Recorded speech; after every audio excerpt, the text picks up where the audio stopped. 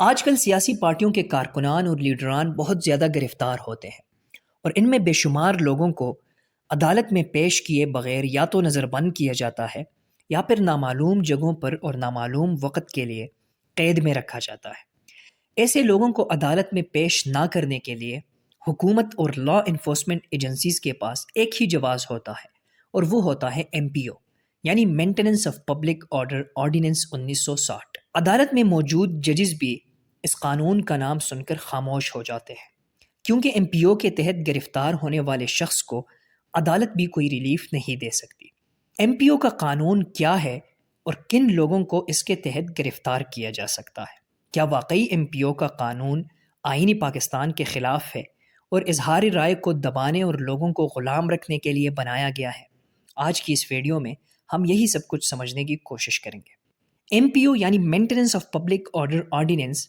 جرائم ہونے سے پہلے جرائم کی روک تھام کے لیے بنایا گیا ایک قانون ہے، جس کو عام فہم میں پریونٹیو لا بھی کہتے ہیں۔ پریونٹیو لا ہمیشہ ملک کو بدامنی سے بچانے کے لیے بنایا جاتا ہے۔ اس طرح کے قانون کے تحت دہشت گرد اور متشدد لوگوں کو کوئی ایسا جرم کرنے سے پہلے گرفتار کیا جاتا ہے جس سے معاشرے میں بدامنی پھیلے یا قومی تحفظ کو کوئی خطرہ ہو۔ MPO کے تحت کسی شخص کی گرفتاری کے لیے اس سے جرم کا سرزد ہونا لازمی نہیں ہے،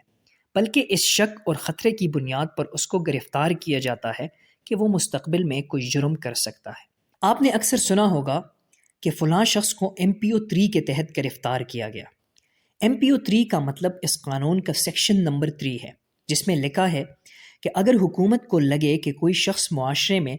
امن و امان کی صورتحال خراب کر سکتا ہے یا معاشرے کے امن کے لیے خطرہ بن سکتا ہے تو ایسے شخص کو حکومت کے آرڈر پر گرفتار کیا جا سکتا ہے۔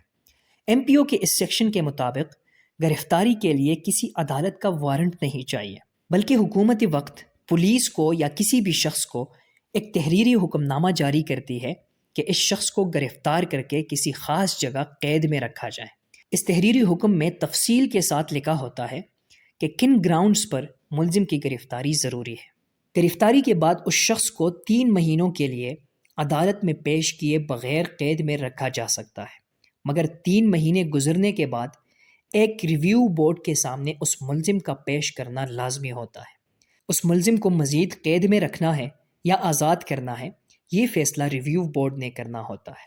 ریویو بورڈ ہائی کورٹ کے 3 موجودہ یا ریٹائرڈ ججز پر مشتمل ہوتا ہے۔ جس صوبے میں ملزم کو گرفتار کیا گیا ہوتا ہے، ریویو بورڈ اسی صوبے کے ہائی کورٹ کے 3 ججز پر مشتمل ہوتا ہے، جن کی اپوائنٹمنٹ اسی ہائی کورٹ کا چیف جسٹس کرتا ہے۔ سیکشن 3 کے علاوہ MPO میں بہت سارے اوفینسز یعنی جرائم کا ذکر ہوا ہے۔ کوئی ایسی پبلیکیشن یا سپیچ جس سے کسی دہشت گرد گروپ کو سمپتی ملتی ہو یا دہشت گردی کے کسی واقعے کو پروپیگیٹ کیا جاتا ہو یا حکومت اور اداروں کے خلاف کسی بھی قسم کا رومر یعنی پروپیگنڈا پھیلانا وغیرہ بھی اس قانون کے تحت جرائم ہے، جن کی سزائیں 3 سال سے زیادہ ہو سکتی ہے۔ اب یہاں پر سوال یہ پیدا ہوتا ہے کہ کیا یہ قانون آئین پاکستان کے خلاف ہے یا نہیں، کیونکہ آئین پاکستان کے آرٹیکل نمبر 10 میں لکھا ہے کہ ہر ملزم جب گرفتار ہوتا ہے تو اس کا یہ حق ہوتا ہے کہ 24 گھنٹوں کے اندر اس کو عدالت میں مجسٹریٹ کے سامنے پیش کیا جائے۔ آئین کے اس آرٹیکل کے مطابق کسی بھی ملزم کو عدالتی حکم کے بغیر 24 گھنٹوں سے زیادہ قید میں نہیں رکھا جا سکتا، مگر اسی آرٹیکل یعنی آرٹیکل نمبر 10 میں یہ بھی لکھا ہے کہ یہ آرٹیکل پریونٹیو لا پر اپلائی نہیں ہوتا، اور پریونٹیو لا میں 24 گھنٹوں کے بجائے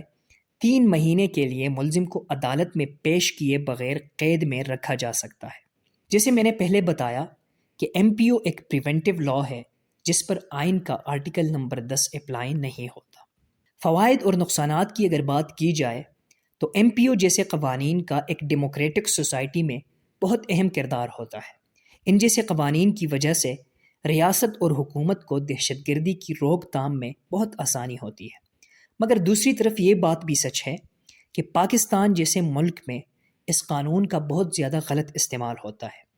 کمزور جمہوریت اور غیر مستحکم نظام عدل کی وجہ سے MPO جیسے قوانین سے حکومتی پارٹی اپنے سیاسی حریفوں کا منہ بند کرتی ہے، اور اسی قانون کے تحت بے شمار سیاسی کارکنان کو بغیر کسی وجہ کے جیلوں میں ڈال کر ان پر طرح طرح کے مظالم ڈائے جاتے ہیں۔